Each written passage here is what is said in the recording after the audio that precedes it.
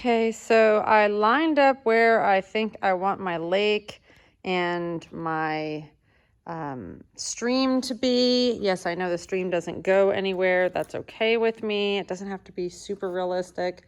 I found this little bridge at Hobby Lobby. So I think that's what I'm gonna kind of go with. What I need to do now is cut the width off the back of this, do the same to that other piece, and then cut my lake out. I'm gonna go with this instead of the big one that goes in front there, because I do have figurines that also need to go around this. So yeah, we'll go from there.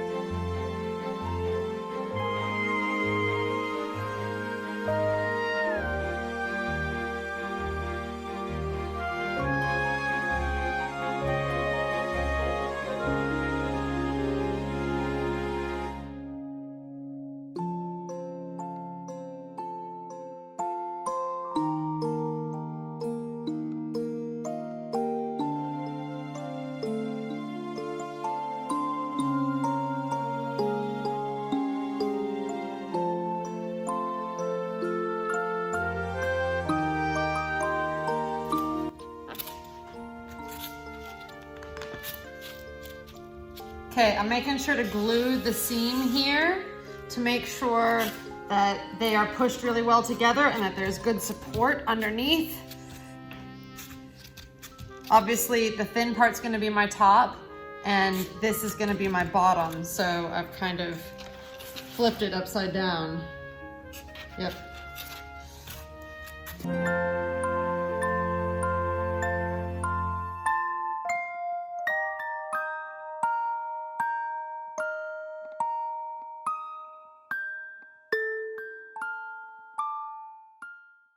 So most of this has dried, and one thing that I'm going to do is go ahead and fill this whole thing up and all around the edges with a good healthy dose of Elmer's glue. I want to seal this because this is where my water effects is going to go, my realistic water, I think it's called. And I want to make sure that this is really well coated so that it has a good seal on it, because we don't want any seepage.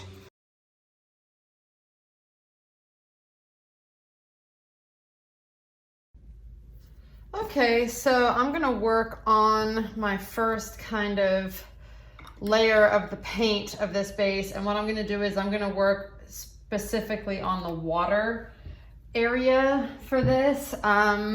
We've got to do a whole layering of paint and things around the rest of the place, but in order to get the water filled in here, we're gonna have to have paint and then have it be completely dry before we can do that. So I'm gonna do a little bit of sandy color kind of around the edge to start with.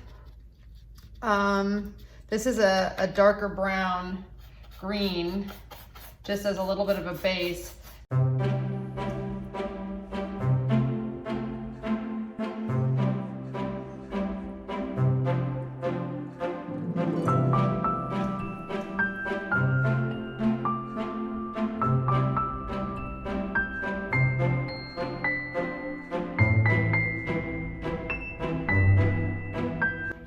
So this is Rivera Tan, and this is Moccasin Brown, just plain old acrylic paint. I'm gonna do more of this tan color. This is a very good sand color for sure.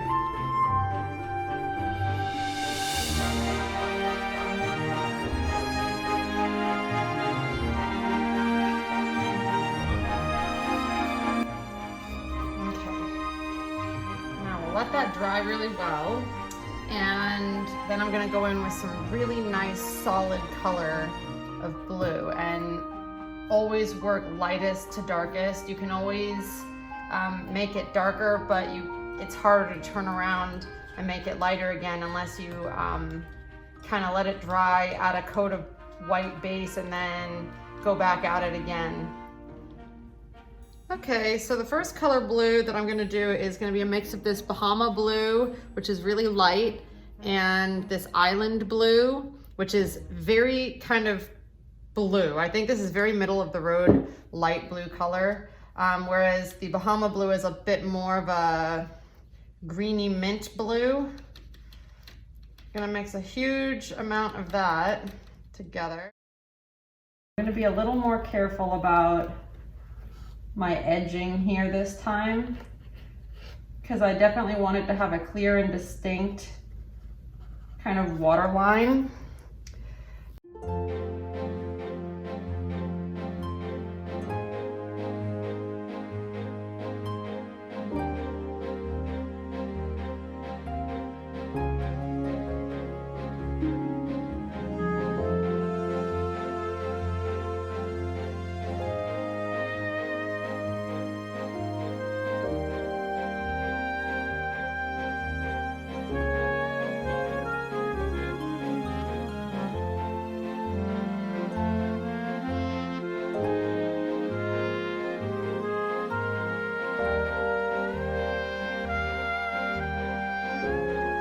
Now I've let it dry a bit. Now what I want to do is I want it to have a darker blue tint and have it deeper in the middle. So I have a mix of navy blue, ultra blue deep, and some deep blue sea, so kind of a teal color. And I'm going to work on the darker color and moving out.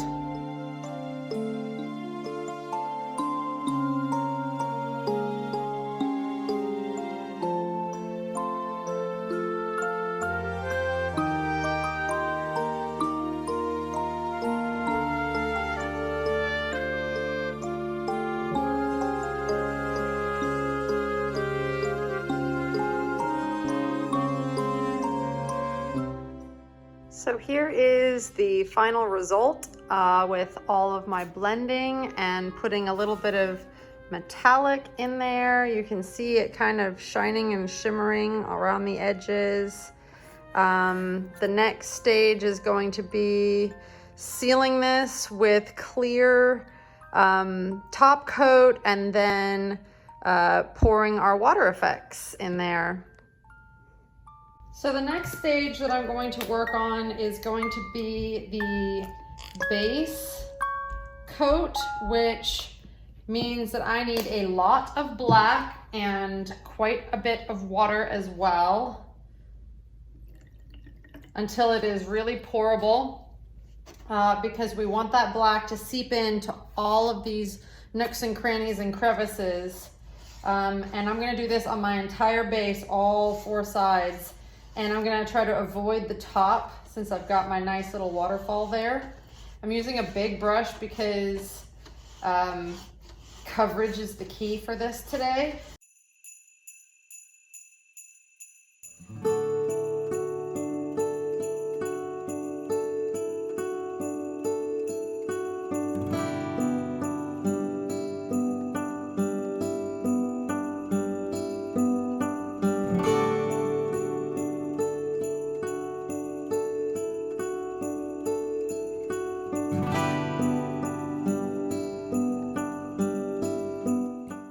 Here we have a dark brown color that we are going to dry brush over the top of the black very lightly.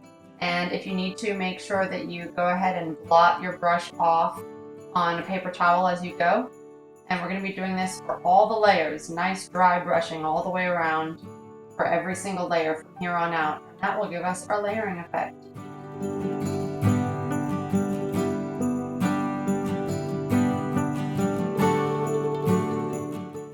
I realized that I got a little bit of brown inside my cave areas, and I want to go back in and make those really black to insinuate that they go deep.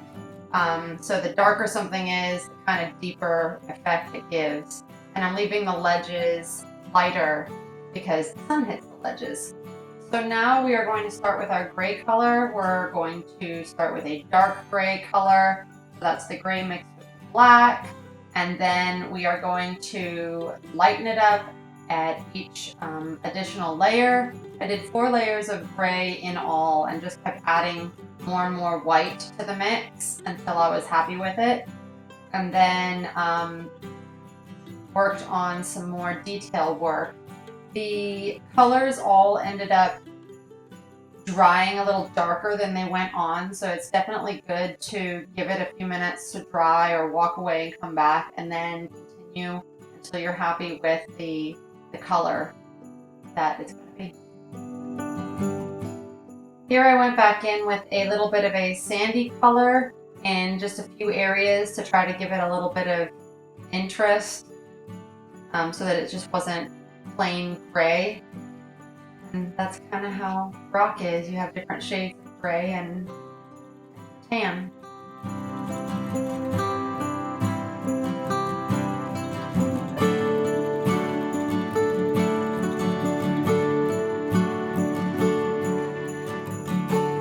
You know what? I'm going to do some hints of green, so I might as well go ahead and do that now and see what that does. Just a little bit of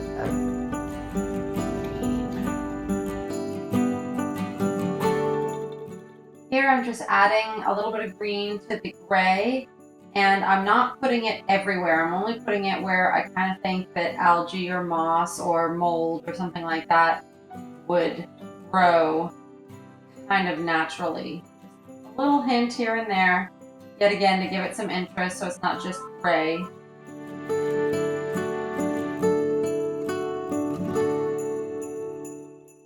So here I was just checking to see the color of the gray of the roof of this building, and I wanted to make sure that there was enough differentiation between it and the rocks. So I went ahead and did another lighter color of gray. So that'll be, I guess, 5 layers of gray. And then after that, we do a little bit of extra green, and then we can work on the silver and the white tipping.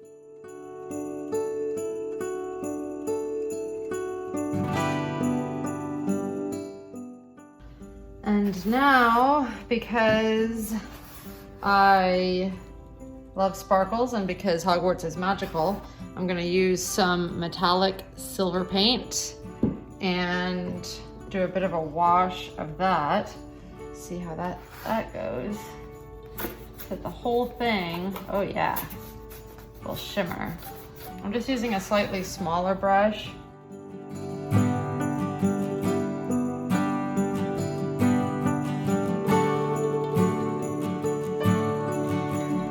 Okay, now I'm going to work on a little bit of snow detail.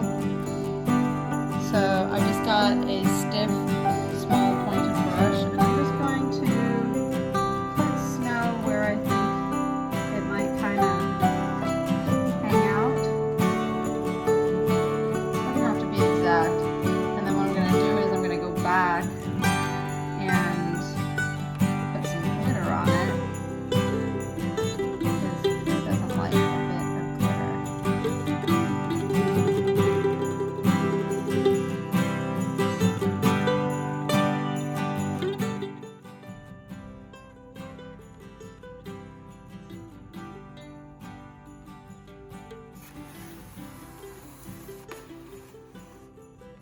All right, I'm done with the grays and everything. The next thing is going to be to cover the top and do my realistic water.